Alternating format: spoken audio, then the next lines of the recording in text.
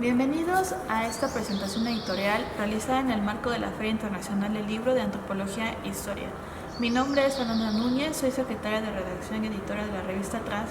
del Centro de Estudios Mexicanos y Centroamericanos. En esta ocasión presentamos el número 80 y para ello contamos con la presencia del investigador José Franco Aguilar, quien colabora con el artículo Mujeres Mexicanas Retornadas, reconfiguraciones en la dinámica familiar. Y para la sección temática nos acompaña la doctora Gabriela Torres Mazuera, quien en colaboración con el colectivo Geocomunes realizaron el trabajo Extraer lo productivo de las tierras comunales en el siglo XXI, acaparamiento de tierras y expansión capitalista en la península de Yucatán. Muchas gracias por su presencia. Buenos días, mi nombre es José Franco Aguilar. Soy investigador postdoctoral del Instituto de Investigaciones Jurídicas de la UNAM y en el marco de la Feria Internacional del Libro de Antropología e Historia vengo a presentar un artículo que escribí para la revista Tras, que podría traducirse como Trabajo e Investigaciones en México y América Central, donde esencialmente se exponen investigaciones orientadas a las ciencias sociales en México y Centroamérica. En este contexto, dentro de la revista, mi artículo en esta edición se titula Mujeres Migrantes Mexicanas Retornadas, cambios en la dinámica intrafamiliar, y en él abordo como eje central de investigación a las mujeres migrantes de retorno. El objetivo central que tiene el artículo presentado tiene que ver con evidenciar cambios en la dinámica intrafamiliar de estas mujeres a lo largo de su trayectoria migratoria, es decir, antes de migrar, durante la migración y al regresar a México. Los sujetos de análisis son 20 mujeres de una comunidad rural en la zona de los Altos de Jalisco, una zona con una alta tradición histórica migratoria, y los tópicos sobre los cuales indago particularmente para crear una situación de contraste a través de la trayectoria migratoria son trabajo doméstico, cuidado de los hijos,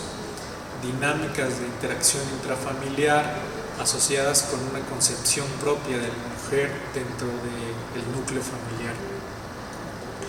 En este sentido, hay dos cuestiones que considero relevantes o hallazgos que inciden mucho en la investigación. Uno tiene que ver el contexto particular, es decir, un contexto permeado por una cultura migratoria importante. Jalisco se encuentra dentro de la zona tradicional migratoria, con una migración histórica fundamentalmente hacia Estados Unidos, y esto, para el caso de mi investigación, pues exhibe cómo las mujeres analizadas, dadas las redes, lazos familiares, vínculos de parentesco, pudieron migrar hacia Estados Unidos por diversas cuestiones o motivos, pero la familia y el contexto apoyaron mucho esta migración, es decir, la trayectoria no se pudiera dar si no es por la ayuda del contexto, en particular la familia y la zona, por la cultura migratoria que existe. El otro hallazgo relevante es la importancia que tiene la situación conyugal de las mujeres analizadas. Hay una discriminación importante entre las que son solteras, las que están casadas al momento de emigrar y las que alguna vez estuvieron unidas dentro de esta trayectoria migratoria y se separan o enviudan en algunos casos. Cada una tiene una particularidad específica, cada grupo, porque, por ejemplo, las solteras migran con mayor autonomía, lo hacen en estancias más cortas, y en muchos casos hay una remigración posterior. Las mujeres casadas migran en su mayoría con el grupo familiar, con la pareja y los hijos en algunos casos, y las mujeres que alguna vez estuvieron unidas y se separan, muchas de ellas durante la estancia migratoria, tienen un mayor acceso al mercado laboral por las condiciones de la separación. Entonces, la situación conyugal y el contexto particular migratorio de la zona crean un contexto social específico y particular para las mujeres, en donde evalúo yo estas cuestiones con una perspectiva de género. Sobre el trabajo doméstico, creo que es relevante mencionar que durante la trayectoria y particularmente durante la migración en Estados Unidos, todas las mujeres destacan un aumento considerable en las labores de trabajo doméstico, dado que la mayoría llega a hogares establecidos donde se suman ellas a un hogar, digamos, extendido. En este sentido, a las mujeres les toca una mayor carga de trabajo doméstico durante la migración, sin importar si son solteras, casadas o separadas. Todas en sus relatos mencionan una mayor carga porque aún de su pareja o sus hijos también tienen en muchos casos que hacerse cargo del hogar extenso, de los parientes y todo lo que implica el trabajo doméstico con ello. Entonces, para muchas de ellas el trabajo doméstico, si lo contrastamos al volver a la comunidad de origen, hay una disminución para muchas de ellas en el trabajo doméstico. Entonces, el trabajo doméstico también tiene una trayectoria distinta, con un aumento predominante durante la migración. Sobre el cuidado de los hijos, para las mujeres que los tienen y las que se hacen cargo de ellos, es muy importante. El tema de los hijos, en realidad, para la trayectoria migratoria de las mujeres que analizo, se vuelve un eje central, porque en muchos casos el hecho de migrar es pensando en los hijos. La estancia en el país del norte también, y su duración tiene que ver con los hijos, con la educación, y para muchas de ellas el retorno también es fundamentalmente por la educación de los hijos. Hay algo reiterativo, es volver a los valores tradicionales, considerando que ven a la sociedad estadounidense bajo términos con unas mayores libertades que ellas no quisieran para la educación de los hijos. Entonces los hijos para estas mujeres se vuelven como el detonante del retorno para estos grupos familiares. En este sentido también es muy importante la percepción que tienen las mujeres de la educación y los valores de los hijos. Por otra parte, sobre las cuestiones de la dinámica intrafamiliar y la concepción propia de las mujeres dentro de las familias, al retornar pudiéramos hablar de lo que yo menciono en el artículo, que hay cambios, continuidades y retrocesos. En estas tres, digamos, distintas temas, pudiera ubicar a las mujeres que tienen cambios como aquellas fundamentalmente solteras, que la migración, el hecho de en algunos casos poder acceder al mercado laboral en Estados Unidos y regresar a una sociedad fundamentalmente con normas patriarcales que constriñen un poco la dinámica de género, se vuelven muy críticas ante esta situación. Para ellas la migración en sí fungió como un detonador de cambio, ¿no?, que las hace ser críticas ante las inequidades, y esto sucede con las mujeres solteras y fundamentalmente con las separadas. El hecho de verse sin pareja, tener que acceder al trabajo en Estados Unidos, muchas de ellas tener que depender de sí mismas, les trastoca digamos, la dinámica dentro de la familia, y al regresar se vuelven muy críticas de la situación de desigualdad de género que impera en esta zona en Jalisco. Entonces ellas son muy críticas, muchas de ellas son jefas de hogar, ¿no?, fundamentalmente porque consideran que las inequidades al volver son mayores. Entonces, estos son los cambios que se dan dentro de la dinámica de género.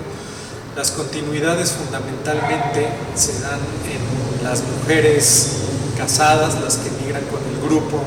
familiar, con hijos y pareja. Al no tener algún cambio digamos, que trastoque la dinámica del grupo, no hay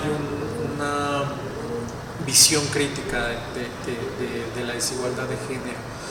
Un hallazgo relevante donde podríamos decir que hay se rompe un poco los roles de género es sobre el cuidado de los hijos. Algunas mujeres casadas consideran que al volver los maridos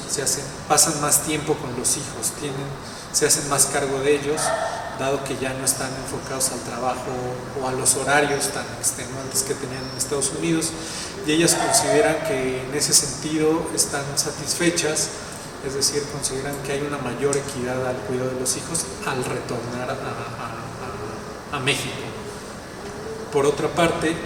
el retroceso es en algunos casos el hecho de pensar que la migración en realidad no hubo un cambio, al contrario, hubo mayor inequidad en el trayecto migratorio. Las mujeres consideran que la migración, el trabajo doméstico y el cuidado de los hijos siempre se profundizó como una carga durante la migración. Entonces, ellas en ese sentido no son, digamos, la trayectoria migratoria no impactó, incidió en su percepción de la dinámica de género intrafamiliar. A grandes rasgos y como a forma de conclusión, creo que es importante develar, más allá de la agencia individual y la sociedad por un lado, pues que las trayectorias migratorias no son lineales y no devienen en transformaciones siempre, es decir, en algunos casos puede haber cambios, en algunos casos retrocesos, y lo importante es analizar los contextos en específico. Ante ello, y digamos, como un derrotero de investigación a futuro, es contrastar esta misma situación de la dinámica intrafamiliar en otro contexto, en contextos de migración emergente, en contextos de fronterizos, es decir, para ver cómo la dinámica intrafamiliar de las mujeres cambia o no según el contexto particular. Como decía anteriormente, en un contexto permeado por una cultura migratoria, unas normas patriarcales fuertes, como es el caso de Jalisco, pues digamos hay diversos hallazgos, ¿no?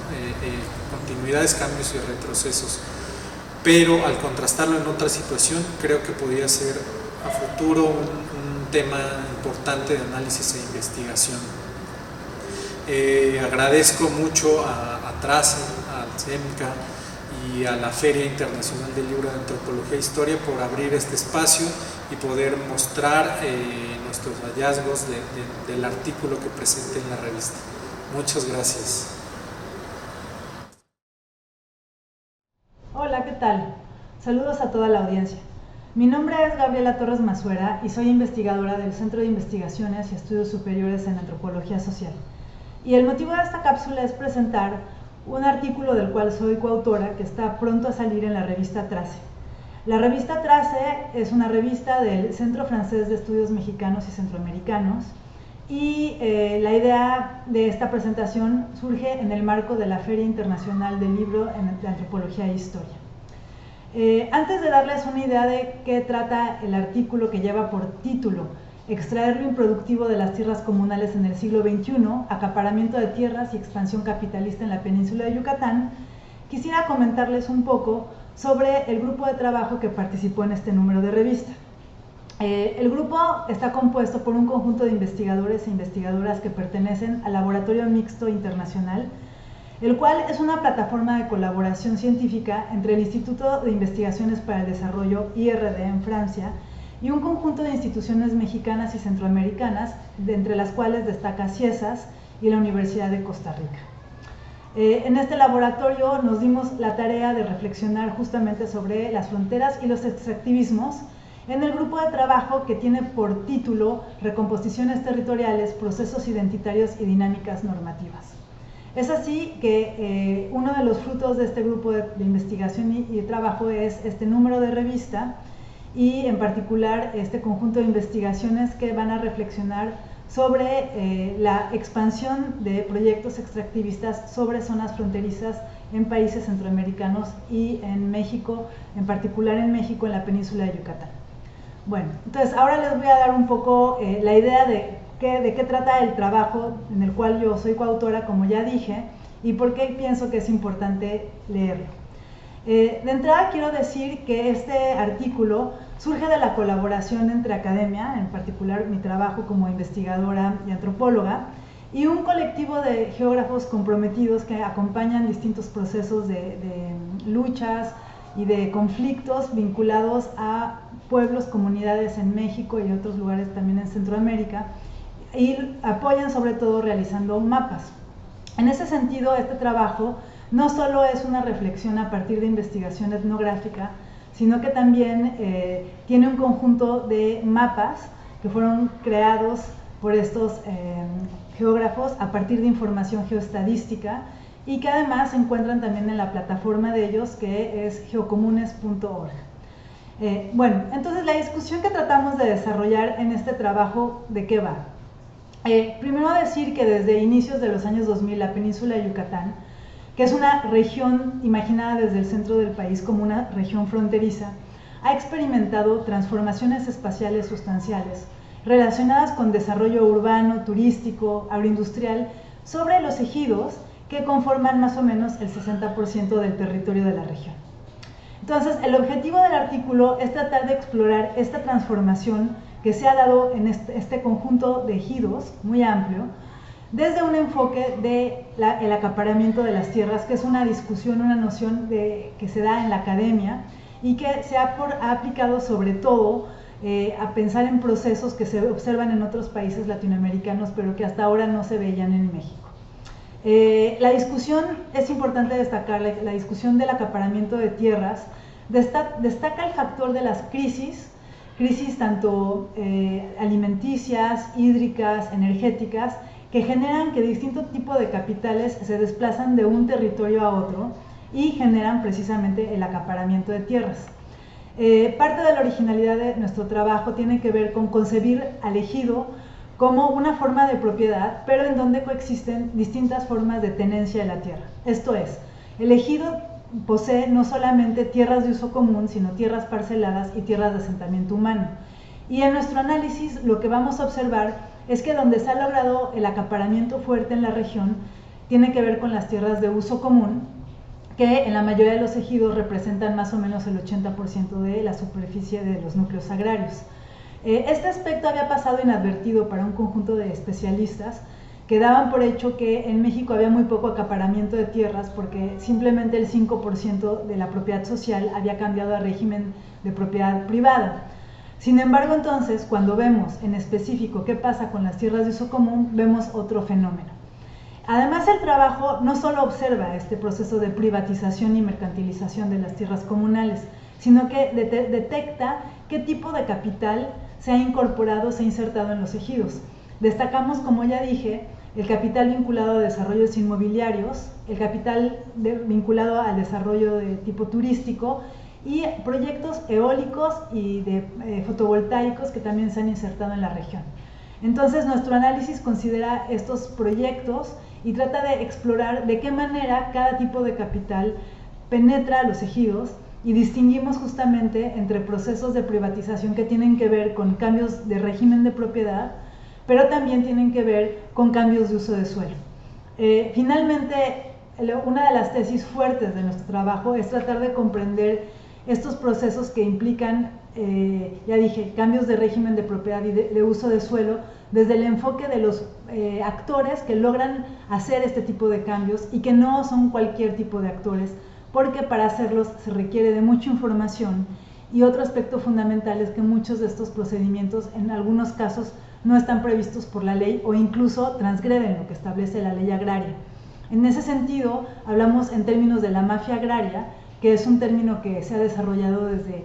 la prensa nacional y local para identificar a un conjunto de operadores que han logrado el monopolio de estas tierras privatizadas de los ejidos y comunidades. Bueno, espero que con esta breve introducción de este trabajo queden interesados en revisar el texto, revisar el número y, por supuesto, ver los demás números de la revista Trace. Muchas gracias.